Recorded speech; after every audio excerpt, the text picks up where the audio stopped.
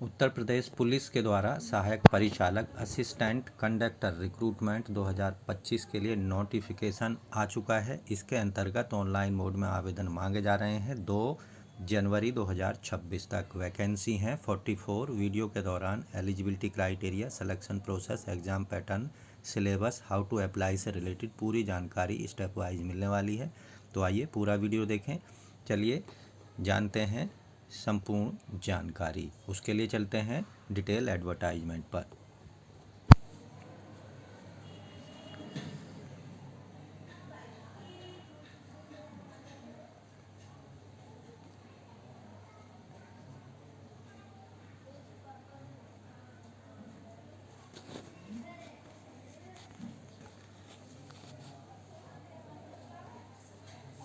तो आप देख रहे हैं डिटेल एडवर्टाइजमेंट पर हम आ चुके हैं। यहाँ आप देखेंगे उत्तर प्रदेश पुलिस रेडियो संवर्ग सहायक परिचालक के पदों पर सीधी भर्ती 2025 के लिए नोटिफिकेशन नंबर है। पंजीकरण PB 1/3/2023 और 3 दिसंबर 2025 को जारी किया गया है। पुलिस महानिदेशक उत्तर प्रदेश पुलिस भर्ती और प्रोन्नति बोर्ड लखनऊ के द्वारा इन पदों को सहायक परिचालक के जो पद हैं रेडियो संवर्ग में लेवल 4 पे मैट्रिक्स के अंतर्गत वेतनमान 25,500 से 81,100 होगा। कुल पदों की संख्या है 44 यानी 44। तो इसके यहाँ आप देखेंगे टोटल पदों की संख्या कैटेगरी वाइज भी एक बार जान लेते हैं। अनारक्षित के टोटल पद हैं 20, EWS के 4 हैं, OBC के हैं नॉन क्रीमी लेयर के 11, SC के हैं 9 और ST का कोई पोस्ट नहीं है। टोटल पोस्ट हैं 44। इसके साथ ही यहाँ जो स्वतंत्रता सेनानी हैं उनके लिए कोई पोस्ट नहीं है। भूतपूर्व सैनिकों के लिए 2 पोस्ट हैं और महिलाओं की 8 पोस्ट यहाँ पर रखी गई हैं।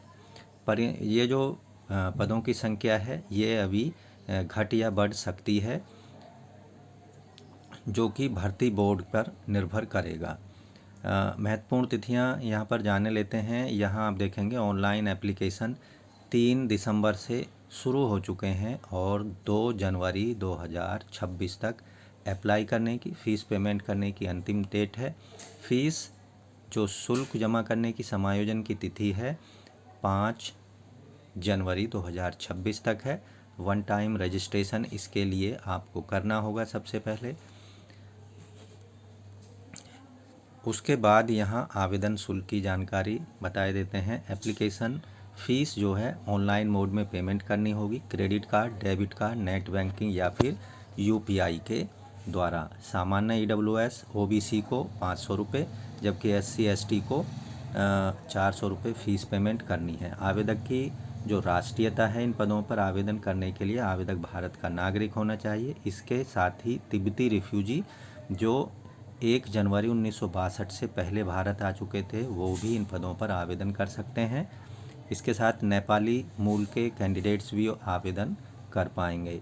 शैक्षिक योग्यता की बात करें तो यहाँ जो न्यूनतम शैक्षिक योग्यता रखी गई है, भारत में किसी भी विश्वविद्यालय से आवेदक ने भौतिक और गणित विषयों के साथ 12th क्लास यानी इंटरमीडिएट की परीक्षा पास की होनी चाहिए।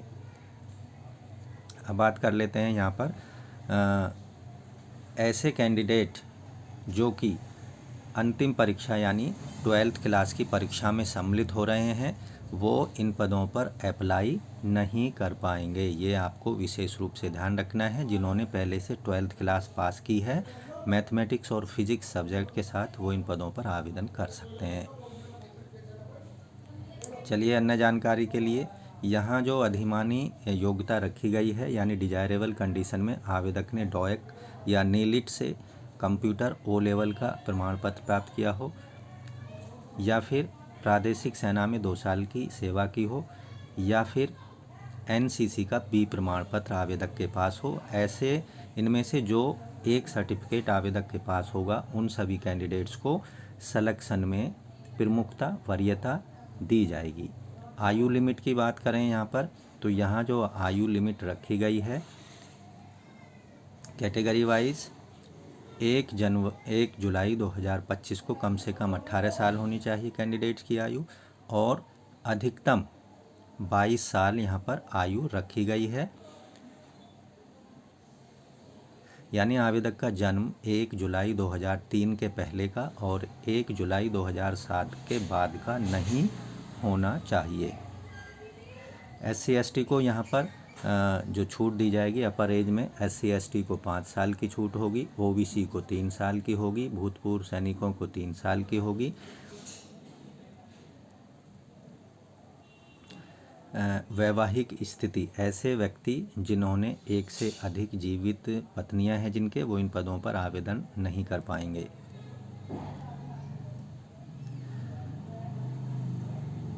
इसके साथ यहाँ जो भर्ती प्रक्रिया होगी उसमें प्रमुख रूप से रिटन एग्जामिनेशन के आधार पर कैंडिडेट्स का सिलेक्शन होगा। लिखित परीक्षा यहाँ पर मुख्य सिलेक्शन प्रक्रिया का क्राइटेरिया है, जिसके अंतर्गत यहाँ 400 अंकों की लिखित परीक्षा होगी।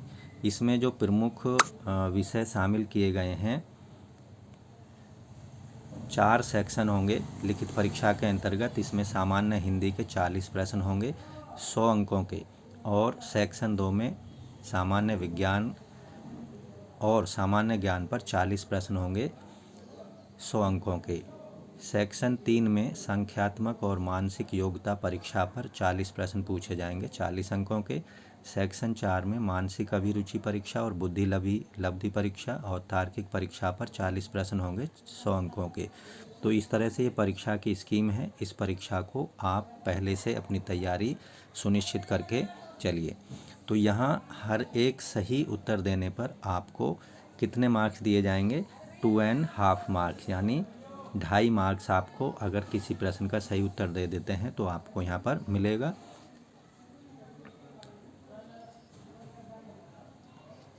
यहाँ जो न्यूनतम पासिंग मार्क्स रखे गए हैं, हर एक सेक्शन में कम से कम 50% मार्क्स कैंडिडेट्स को लाने होंगे, तभी उनको उस सेक्शन में पास समझा जाएगा। और जो भर्ती प्रक्रिया के अन्य स्टेप्स हैं उनके लिए आगे कैंडिडेट्स को बुलाया जाएगा। ये जो परीक्षा है लिखित परीक्षा OMR आधार पर की जाएगी, यानी ऑफलाइन मोड में इस परीक्षा का आयोजन किया जाएगा।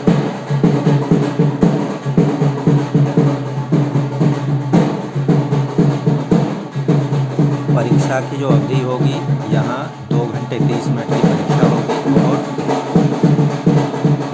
कुल प्रश्न 160 होंगे।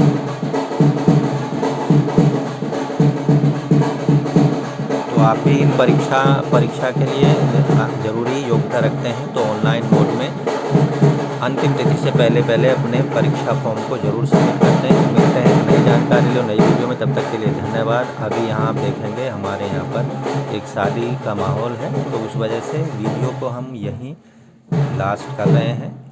वीडियो को एक लाइक कर दें, दोस्तों में शेयर कर दें। चैनल पर पहली बार आए चैनल को सब्सक्राइब जरूर करें। धन्यवाद।